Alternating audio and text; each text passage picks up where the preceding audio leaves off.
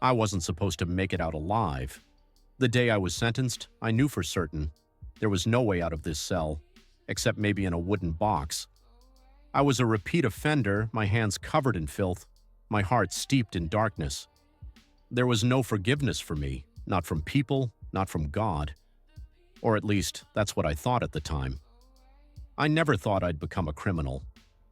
As a child, I dreamed of being a normal person, having a home, a family, a job. But life had other plans. My father was a cruel man. He drank, beat my mother, mocked us. One day he broke my arm just because I accidentally spilled soup. And my mother, she endured it all. She loved him even when he left her bleeding on the kitchen floor. One day she couldn't take it anymore and disappeared, just vanished, leaving me alone with the monster. I was 15 when my father sold everything we had, including my school books, and drank the money away. I ran away and ended up on the streets. Cold, hunger, fear. These became my constant companions. My first theft was just to survive. Then came the second, the third, and soon I realized that in this world, only the strong survive. By 18, I had joined a gang. We stole, robbed, beat people for money. I drowned my pain in drugs and alcohol. That's how I lived for several years until I landed in prison for the first time, 3 years. When I got out, I understood there was no going back. No one was waiting for me, no job, no family, no home. I became a repeat offender. I no longer stole to survive. I stole for the thrill. I was ruthless and merciless. I thought that was strength. But in reality, it was weakness. I was 27 when they caught me again, this time for armed robbery. The judge looked at me with weary eyes as if he had seen thousands like me before. 10 years of maximum security. I didn't resist. I deserved it. Prison is a place where you either turn into a beast or you break. I chose the first option. I was tough, cold, ready to rip out the throat of anyone who doubted my strength. But inside I was empty. I couldn't sleep without alcohol and drugs, which were easy to get in prison. I laughed when I beat the weak, but my laughter didn't warm me.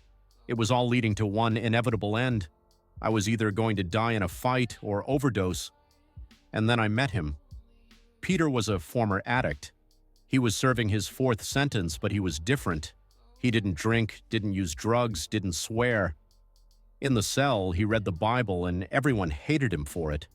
I hated him too, because he reminded me of the person I could have been. You know, he once told me when we were locked in solitary after a fight, God loves you. I laughed. Are you out of your mind? What God? Do you see where we are? If he existed, do you think we'd be here?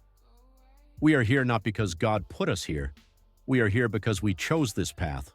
But even here, he is near. Jesus came not for the righteous, but for the lost. I didn't respond, but his words stuck in me like a splinter. That night, I couldn't sleep. For the first time in years, my entire life flashed before my eyes. My battered mother, my drunk father, my mistakes, betrayals, sins. I felt like I was suffocating.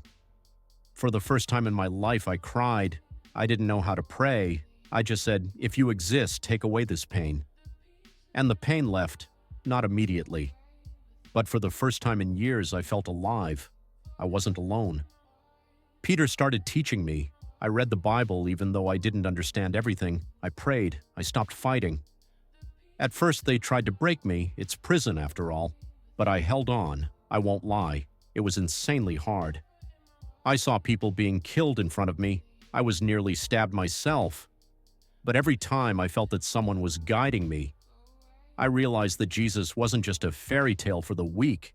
He was strength. After 7 years, I was released early. It was a miracle. I walked out with nothing but a full soul. The first few months were tough. No one wanted to hire me. People looked at me with disgust. I almost relapsed, but God held me up. One day I walked into a church. There I met someone who gave me a job at a rehabilitation center for former convicts and addicts. Now I help people like me escape the darkness. I wasn't supposed to make it out alive, but I did. And now I know it wasn't in vain.